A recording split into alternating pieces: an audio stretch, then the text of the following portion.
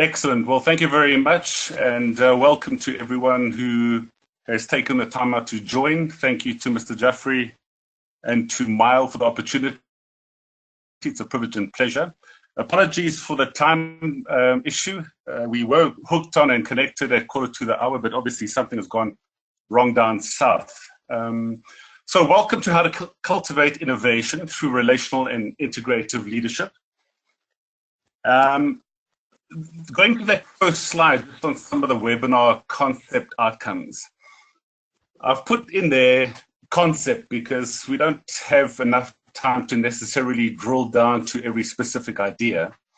But this is what I'd like to share with you, and hopefully it'll add some value as you leaders take this on and think about it, and we chat possibly more so in the Q&A.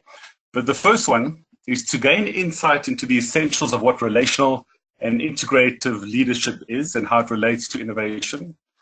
For us here down south of the African continent in South Africa, it's still quite a new concept, relational leadership, but I'll expand on that. Secondly, to conceptualize the cultivation of innovation in today's VUCA world, and we'll expand on that.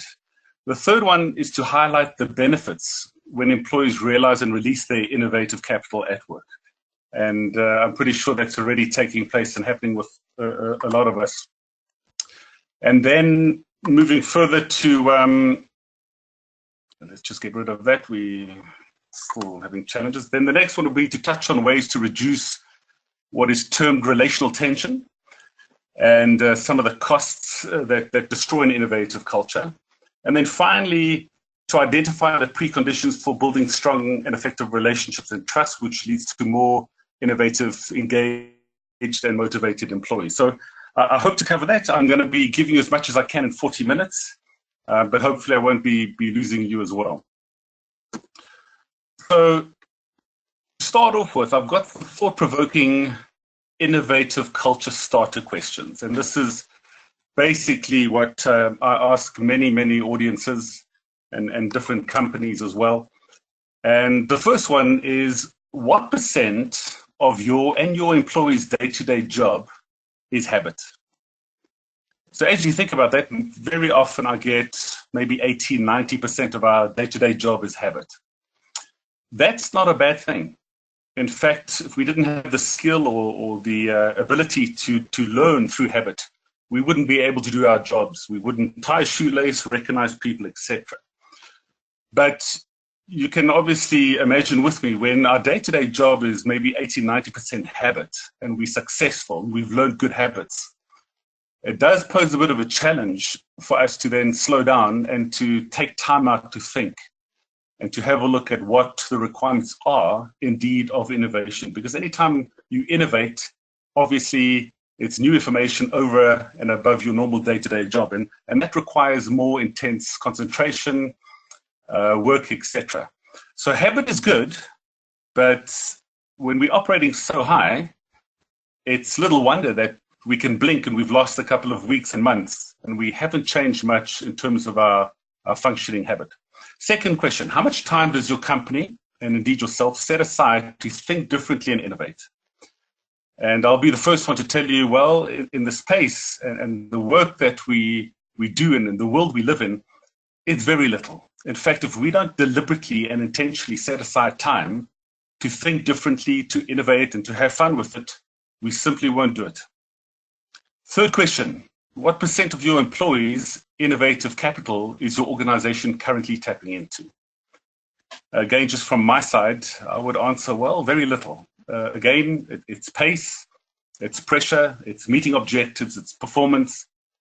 And we all read different statistics and different things, but I have heard that very often employees in a typical day-to-day environment are, again, operating on habit. We're doing well, we are successful, but we're not necessarily tapping into that innovative capital that could be lying dormant within your employees in your organization. Next question then, just to have a look at, gets a bit controversial. Whose solutions or ideas are mostly implemented within your business, within your organization? Is it the boss or the employee? my personal experience, many times it's the boss, either because they have more say, they have the expectation, they have the pressure, they argue better maybe. But very often we're missing ideas and innovation from others simply because the hierarchical structure doesn't allow it. Number 5, what mechanisms and or processes do you have in place in your organization to actively manage innovation? And this one, especially in South Africa, is a very big challenge because most companies, most organizations say to me, Nigel, we don't have anything. You know, in the olden days, I call it the olden days, maybe 20, 30 years ago, we all had suggestion boxes, especially in our kind of Western world. The sad part is they were never really used and nothing ever happened with them. But if we don't have mechanisms, processes set in place to manage innovation, to keep it alive, we have no culture then of inviting and getting people to think. The last one then, just as a thought starter, what is the relational and integrative proximity like between the leaders and the employees in your organization? So in this case, what I'm referring to here is relational integrated proximity. What's the level of relational trust in your organization? Hopefully, I'm talking to people who have joined us, and it would be high. I'm probably talking to leaders who have done a lot to create an innovative culture. But again, what we do find is very often the relational proximity, the distance in terms of measuring relationships between leaders and employees is still very, very large. In other words, levels of trust, levels of engagement, that relational component is not there. And if that's not there, then we're also not going to be able to create a very successful, innovative culture. Next slide then. The basic premise for the next few minutes in this webinar is most organizations and leaders realize the need for an innovative culture. And I'm sure you sitting on the other side of this webinar, somewhere in the world, agreeing. Secondly, most of us are very familiar with this VUCA world. I came across this term not too long ago. It's been bandied around the business schools a lot. VUCA, if you haven't yet heard or read of it, the V stands for volatile or vulnerable world. The U is the uncertainty of the world we live in. The C refers to the complexity. And the A is the ambiguity. So we're familiar that things are just so fast-paced. The pressure is relentless. And change has become obviously the norm. Third point there is, hopefully, as I said, most of us have made some good progress towards building an innovative culture. So the basic premise for me is I'm probably engaging with leaders on the other side that have done this or are realizing this. And we could almost tick that and say, yes, we have gone a long way. We're doing a lot of stuff to innovate. So what I've posted there is, what now? What's the next step? The challenge for us is, and I see it with leaders in South Central Africa, and what they're asking is, why are some of our starting initiatives towards innovation not necessarily seeing their full potential? And what I mean by that is some of the leaders are saying, but you know what, we've created an innovative space. We've re-engineered our working environment. We've tried to reward. We've tried to get people to think differently. We've advertised it. We've tried to lead it. And some of the leaders are beginning to say, was that a waste? Where's the return on our investment? Why did we create this thinking innovative space or try and re-engineer things so that we could get more innovation, but we're not necessarily seeing it? So what I'd like to do is, in answering that, I want to give you just a very quick mini case analysis. It is anecdotal. This is just something that I experienced June last year. There's a company here in Johannesburg, South Africa, very well-known telecoms PC company, and they are very successful. They would have indeed ticked all the blocks on the previous slides to say that they've done a lot to innovate. Their whole working space is very conducive to innovative thinking. I get the privilege of working with them twice a year on furthering their innovation, their different thinking, etc. And the way this little case analysis goes is last year, in fact, let me take you back to 2016. One of the groups I trained, in that group was a young, very bright IT specialist. And him and a colleague came up with a an idea, a very good innovative idea, where they could, without too much disruption and more manpower, they came up with an idea where they could add a large amount of value to the business through an extra service offering that they could charge for. And so this idea was accepted. I believe they were recognized, rewarded for it. And it made some good progress. In fact, after 8 months, if I remember correctly, they were making a couple of $100,000 adding to the business's bottom line. And this is from a zero base. So this was a very good idea. Last year, when I met with the same individual and I began chatting to him, I realized that he was dejected, demotivated. He was not the same high energy, innovative type thinking individual. And as we chatted further, he began to just spill out some of the concepts or the basics of what had transpired. So he said, you know what, as we're talking now, this was last year, June, he said, the senior leaders in the business are meeting about this very project, about how to take it forward, how to add manpower, etc. And he was there standing, talking to me, saying, but shouldn't I be there? We were the ones, my colleague and I, who came up with our idea. Why now has everything kind of stopped? Is it just that it was an idea? Thank you for coming. You did well. Here's some remuneration. Here's some acknowledgement. And that's it. So this, for me, is what I'm facing quite a lot in consulting, in facilitating innovative thinking, is that relationally, things are breaking down. So we've set up the need in this VUCA world for innovation.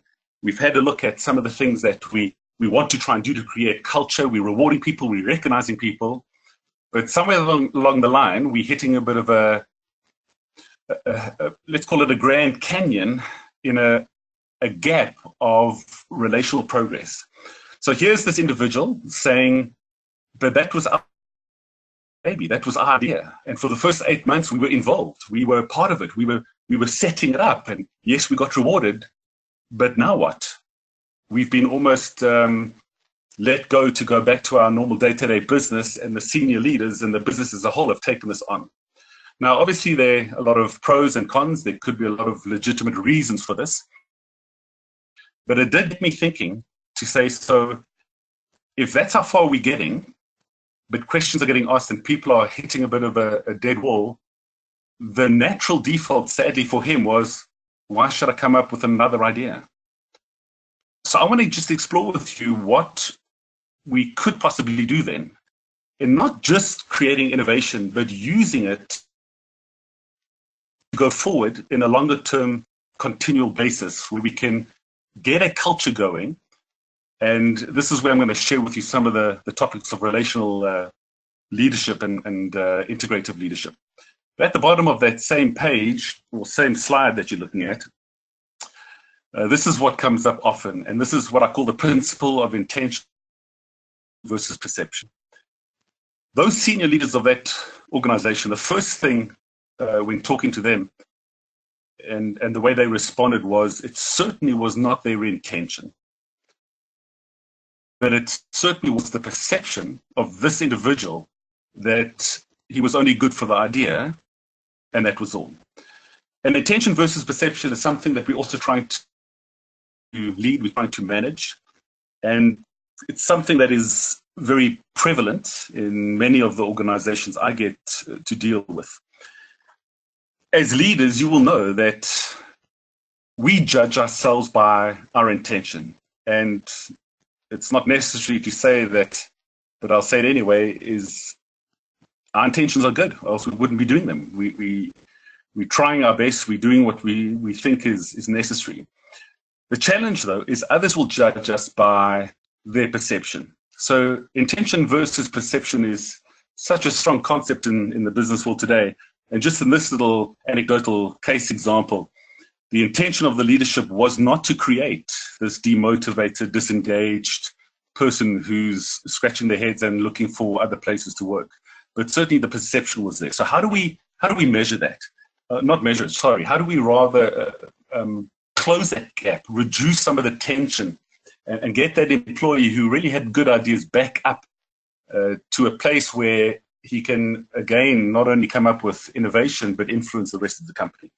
This is there when I want to then move forward and just hopefully, depending on where you are in the world, tap into the concept of relational and integrative leadership. For us in South Africa, this is fairly new. It emanates from the UK. I believe 20 to 30 years work has gone into studying the concepts of relational leadership.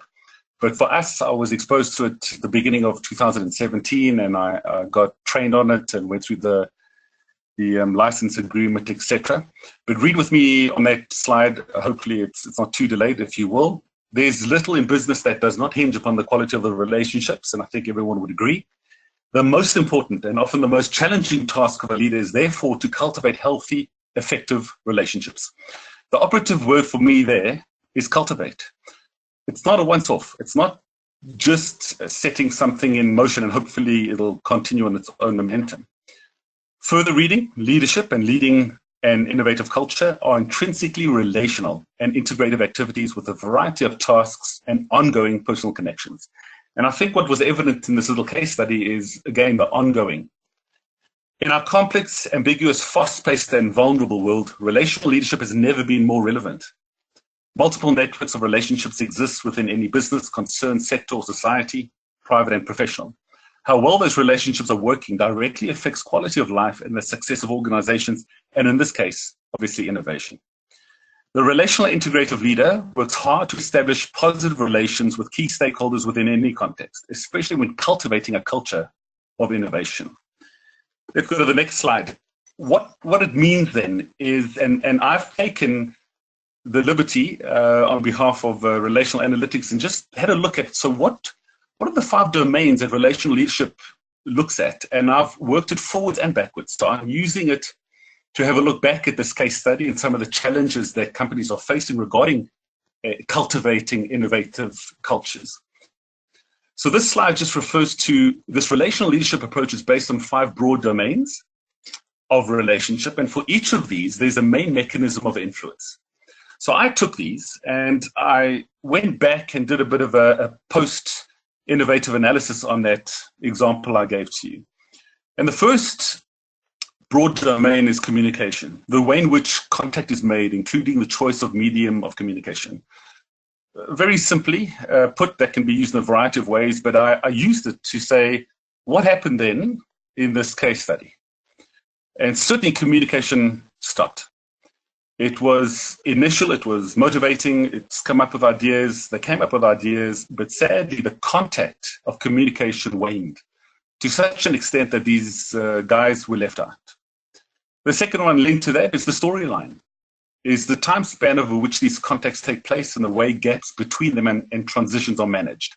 In this case, obviously, although a very good company, well placed for innovation, the storyline in this particular example has had some gaps and transitions that have not been well managed. Again, not because the intention of the leadership or the senior managers was negative or bad, but just, again, because of the complexities of our VUCA world.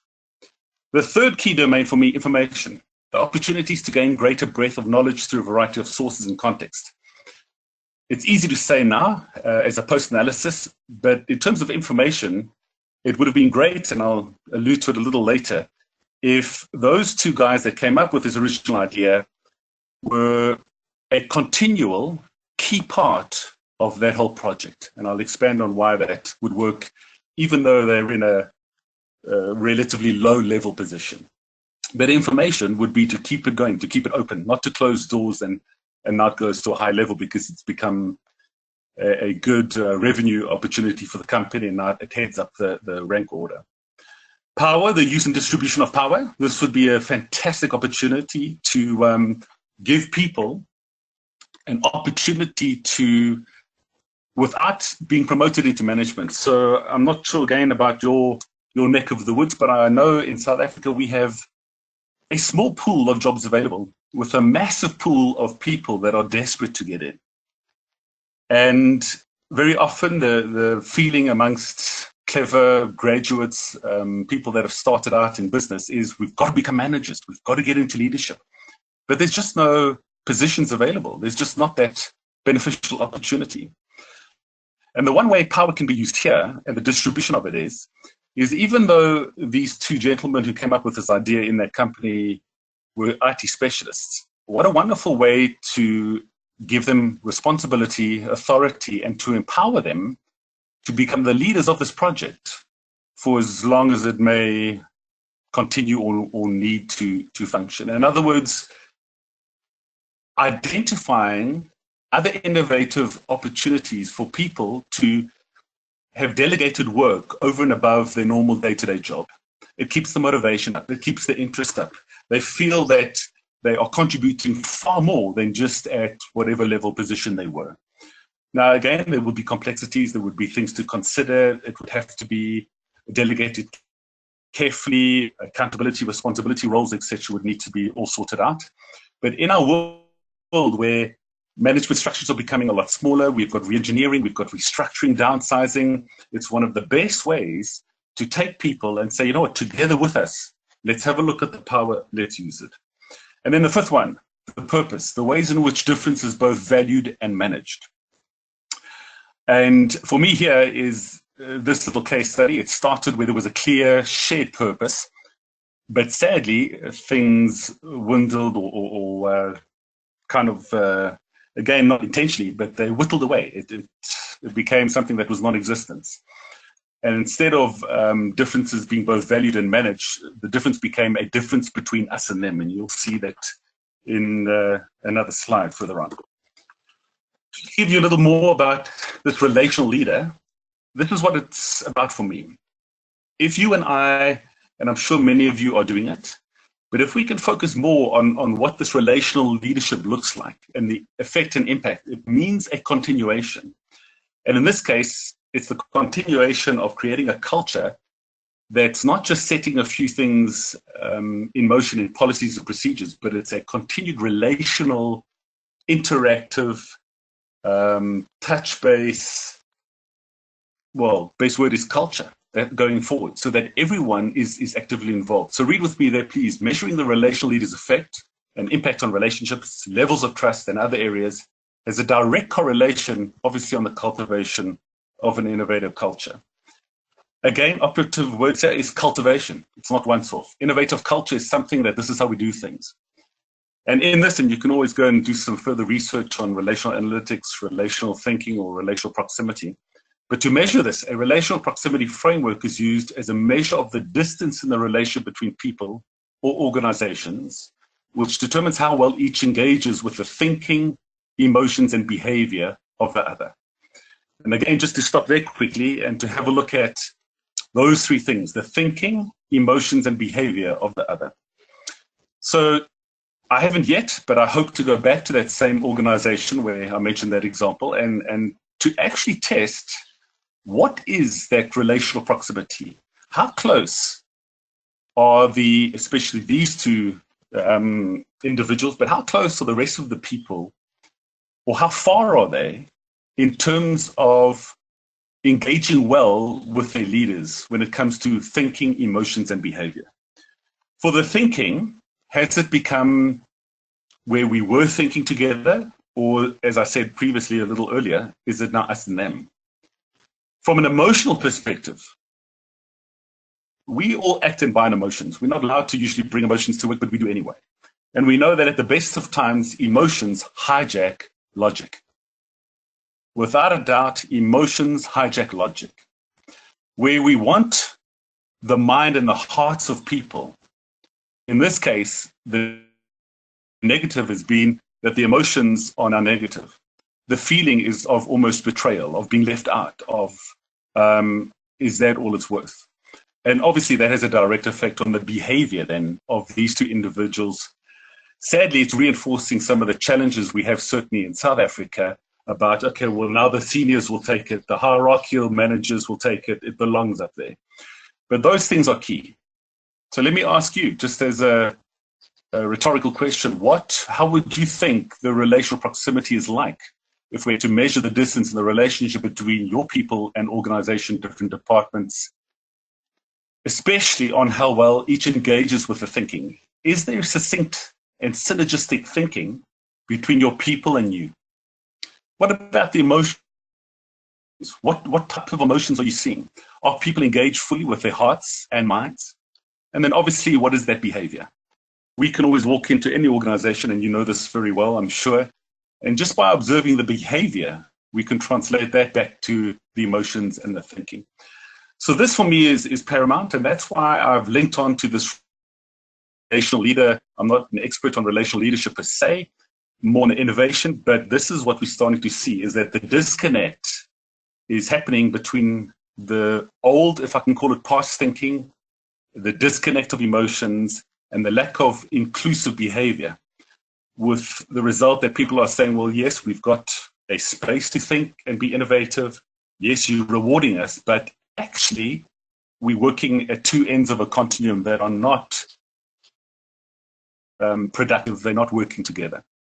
That last little line on that same slide, trust is an outcome of relational proximity. So another way we could say this, and I could go back to those two individuals and say, in terms of your innovation culture here, which is being very good in this company, I could ask them to give me a quick indicator of the level of trust in the organization. And I don't think it's almost, to use the slang, a no-brainer that the trust level, if we had to measure it, would be pretty low.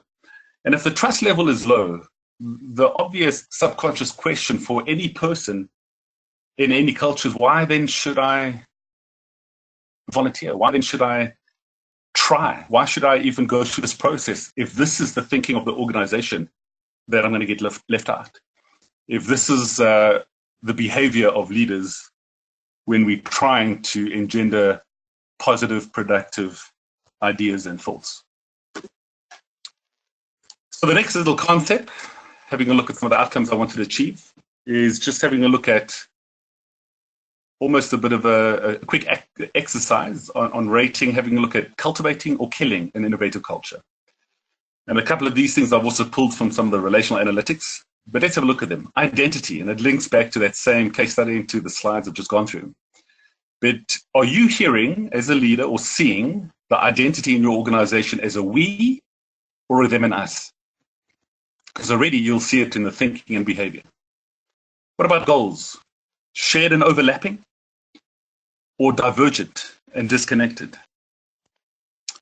Again, this is not intentional from leaders. It's just this VUCA world and the complexity in which we live. Culture.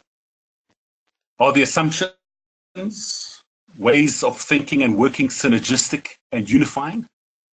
Or are we killing it with individual and competitive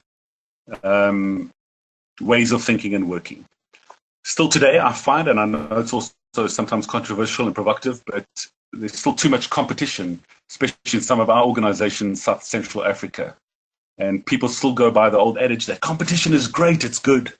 Yes, it is to some extent, and it can create fun, but to the point that we are very competitive and we are not ensuring.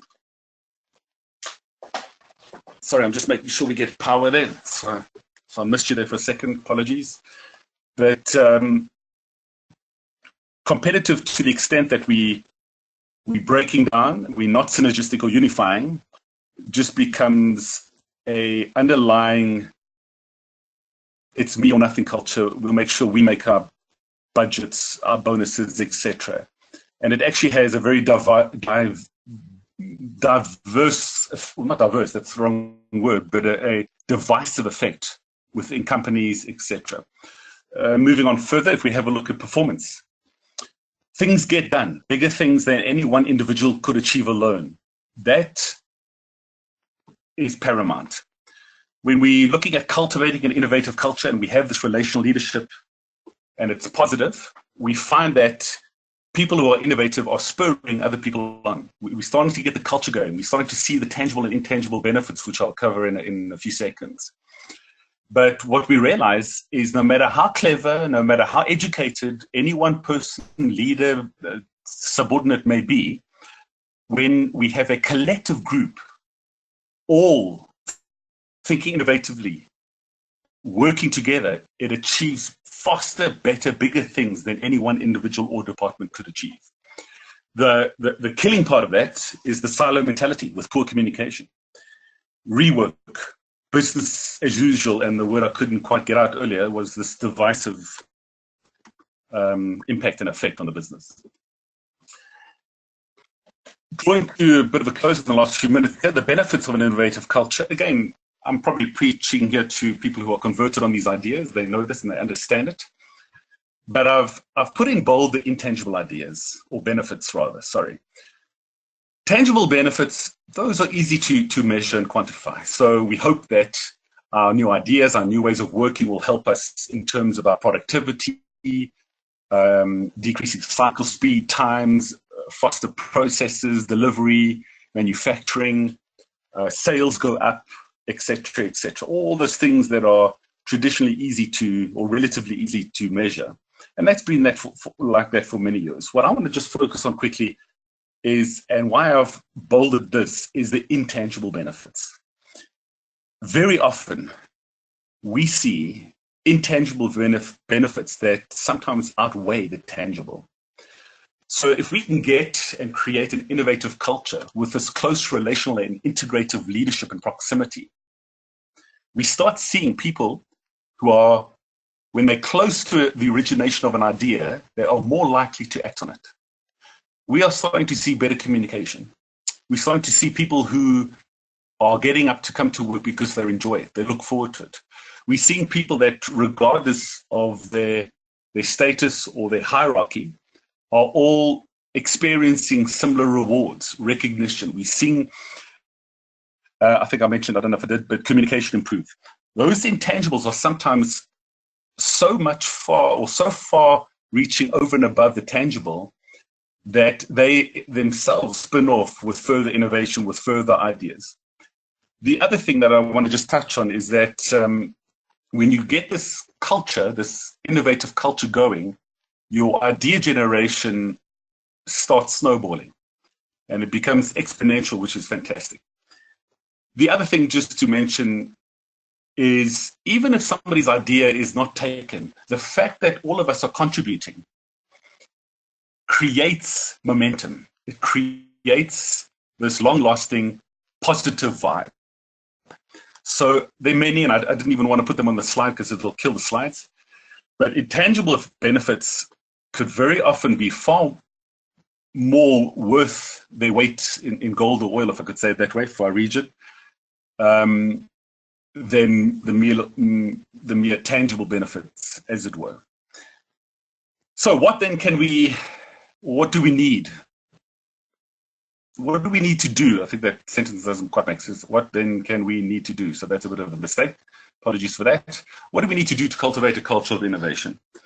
And I've put this on. I hope the delay isn't too bad, but this is from the MIT Sloan Management Review article from summer 2016. It all starts and ends with you and I as leaders. And so this is titled The Lost Art of Thinking in Large Organizations. Very quickly, if you read with me, many execs in big companies attain their positions by excelling at getting things done. Unfortunately, a bias for doing rather than thinking can leave these execs ill-equipped for their new roles.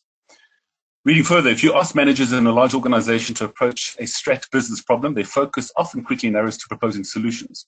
This is not wrong. When asked why, many respond that they don't have the time to think. And that's what I've been trying to also work on or bring across. How did we arrive at a state where managers do not recognize that thinking is part of their job? The answer reflects in a relentless focus on execution in many large companies. Again, intention perception, this is good. This is not wrong. This is not a negative intention. A company becomes big very often by finding a successful business model and then scaling it massively.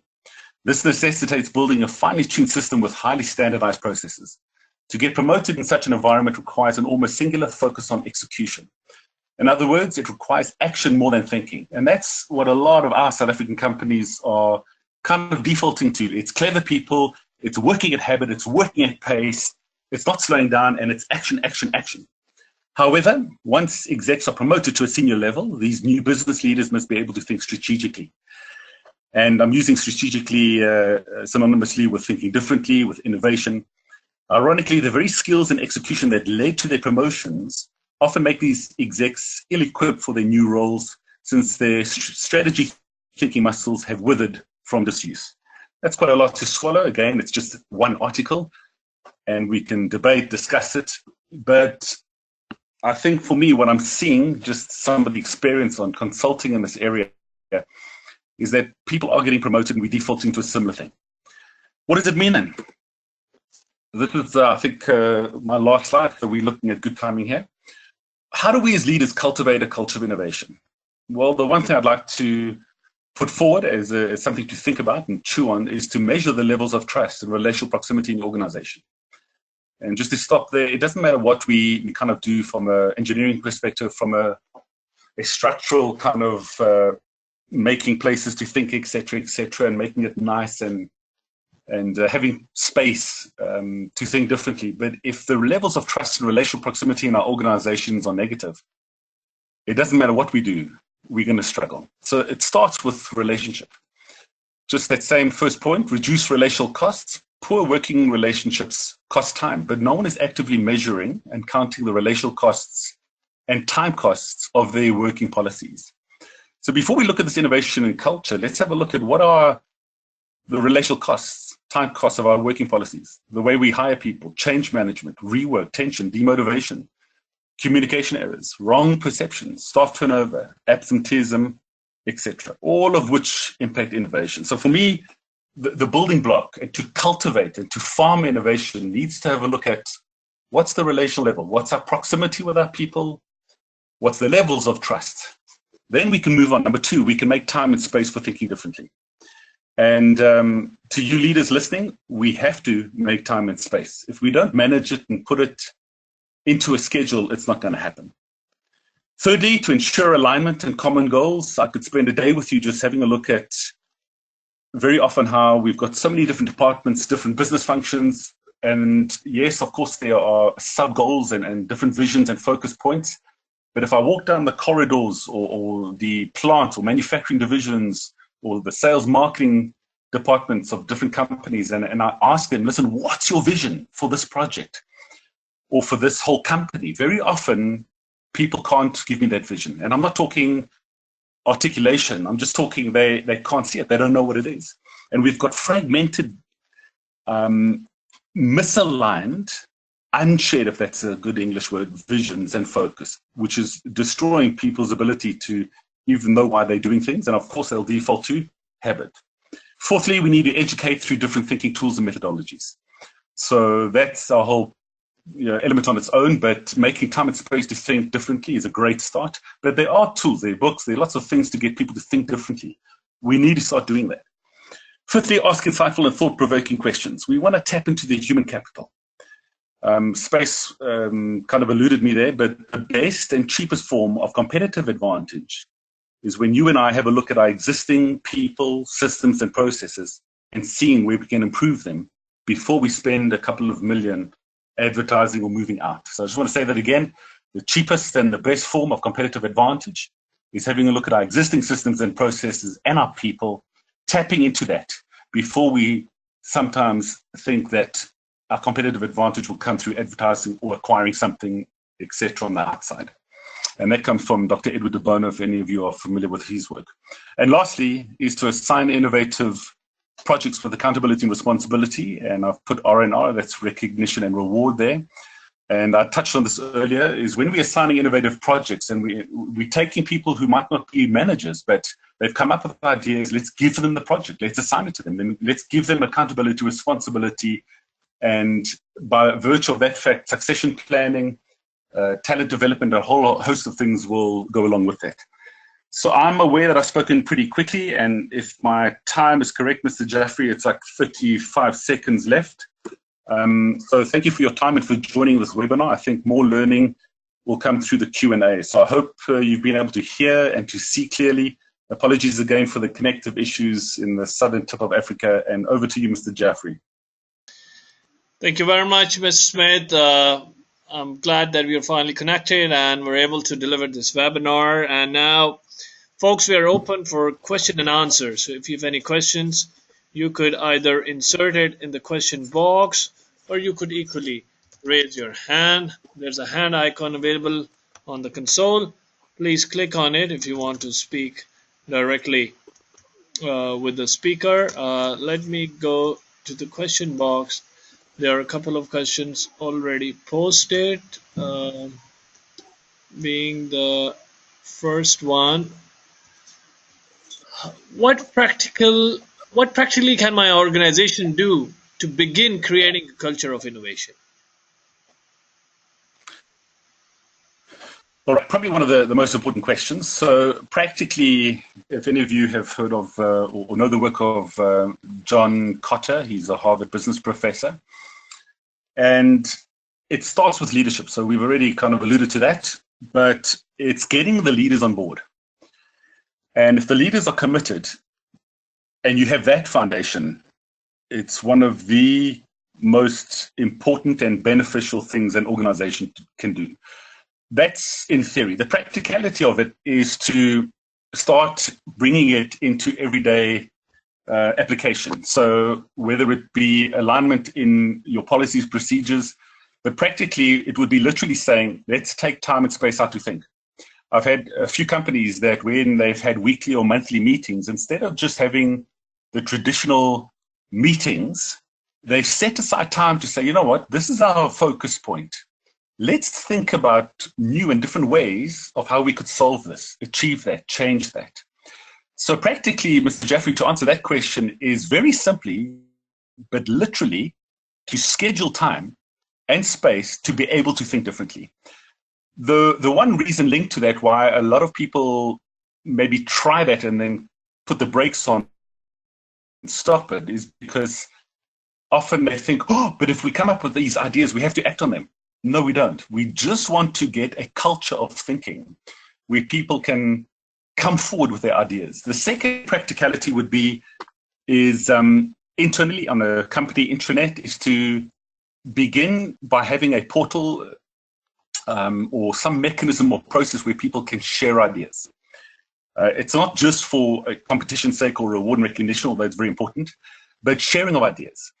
Again, I'm not sure about the people that have joined our webinar, but when I can get groups together from around the South African country into one room, and we just do some sharing of best practice that's happening in different regions, people are kind of like, wow, I didn't know that.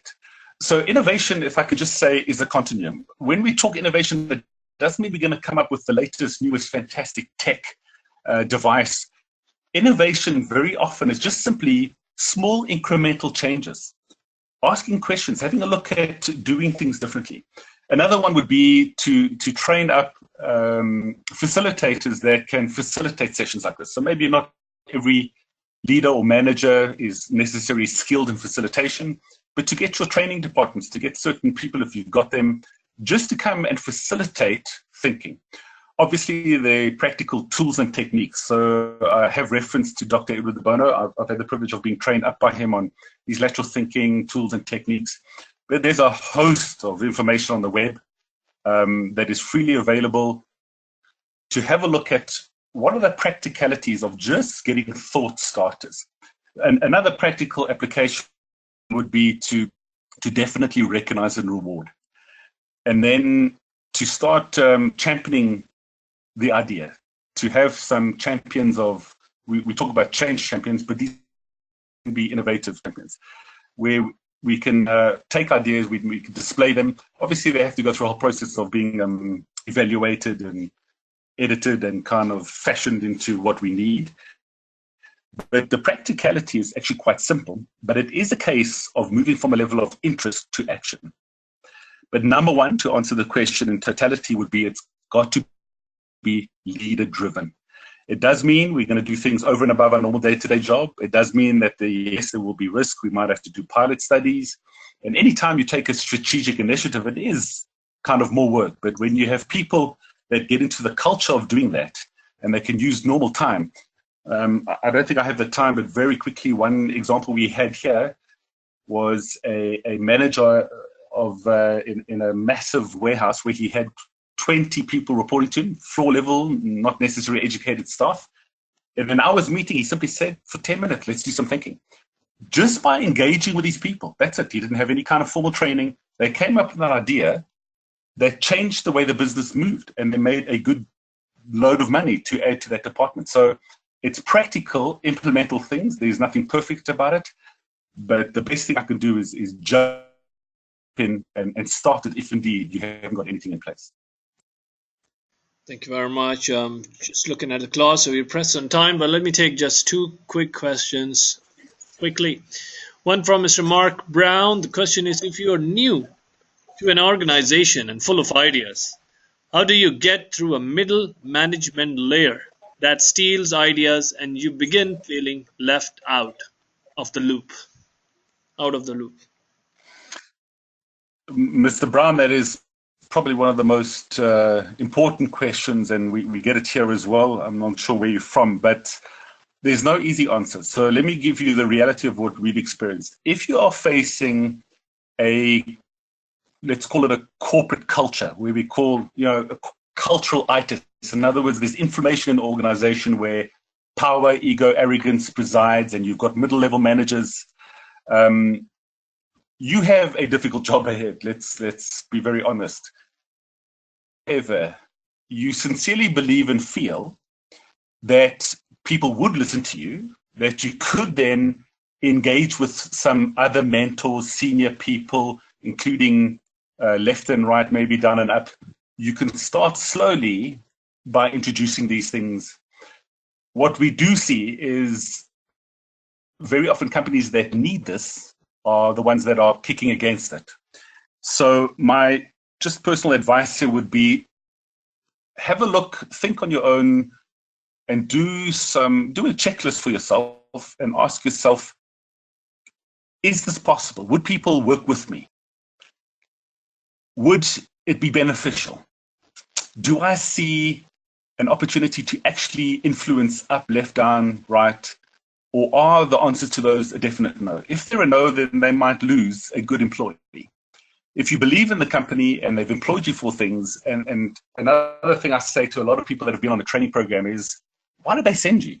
So I would actually say, what mandate do you have? What is your actual job profile? If you mandated to say, but I'm trained to do this, I'm supposed to do this, then you have something to play with. You have something to help you in terms of that.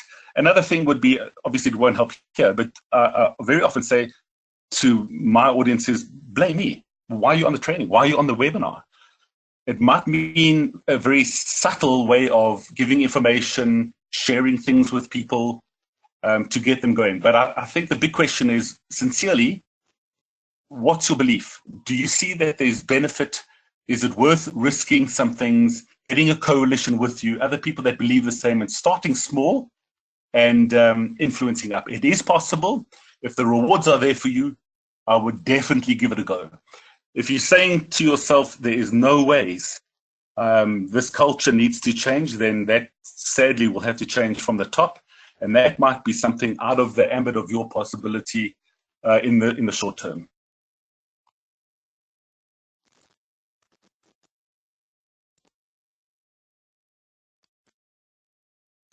Yes, thank you very much. Did that come through? We can take one last question from Shaza Al-Sheikh. The question is, how to design thinking to ensure the innovative ideas are implemented and transformed in the real life?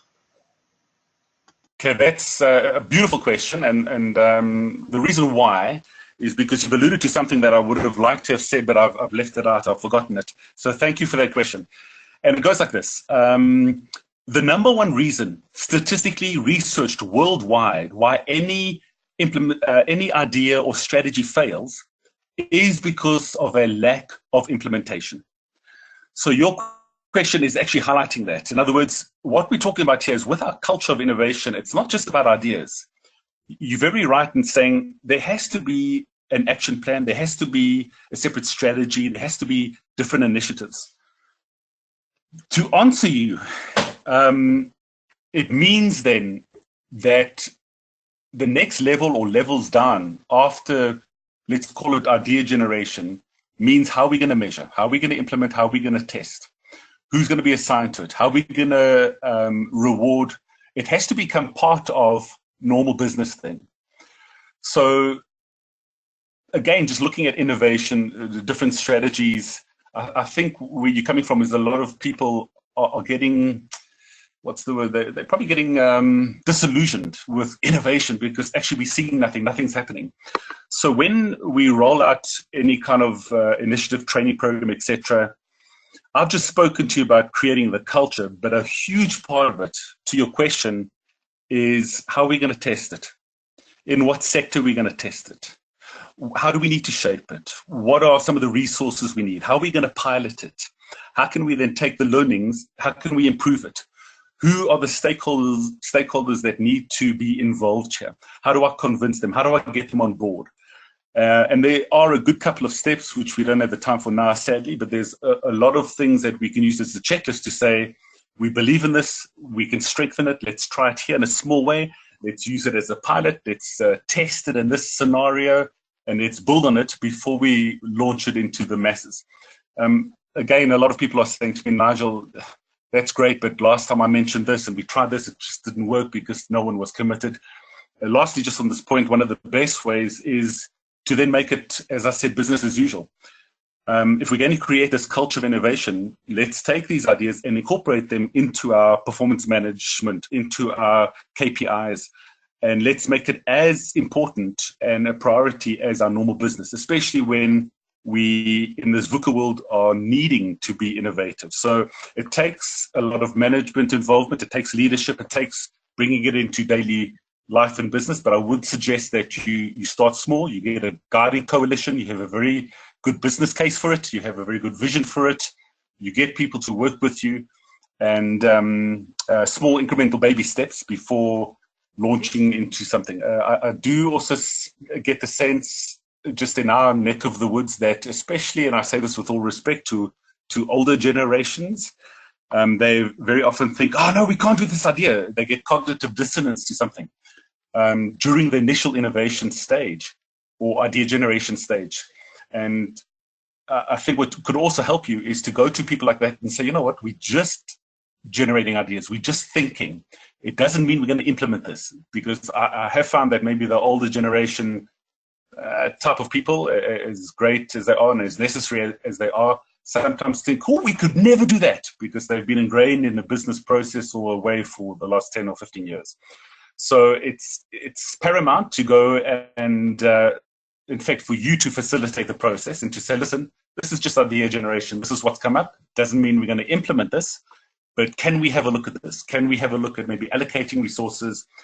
So very often, even if your idea or the creative culture and cultivation is there, it's as important the way we sell it, the way we introduce it. But in my advice to you would be rather start small and go slower than faster. Build a guiding coalition, build a good business case, do a good test, but don't stop the cultivation. And for the more mature individuals out there in our businesses, put their minds at ease, because obviously some of them are thinking, well, what will happen to me? What's in it for me? What's going to take place? So I hope that gives you some insight in a very quick answer.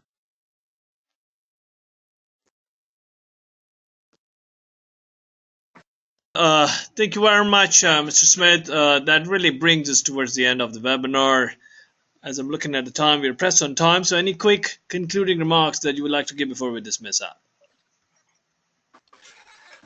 I just think one good saying is start as you mean to go on. Whenever we are starting new initiatives, different changes, and especially culture of innovation, let's implement some of those relational proximity and relational leadership domains where we don't just think of innovation as a once-off, or okay, now that we've put something or re-engineered something to make innovation space.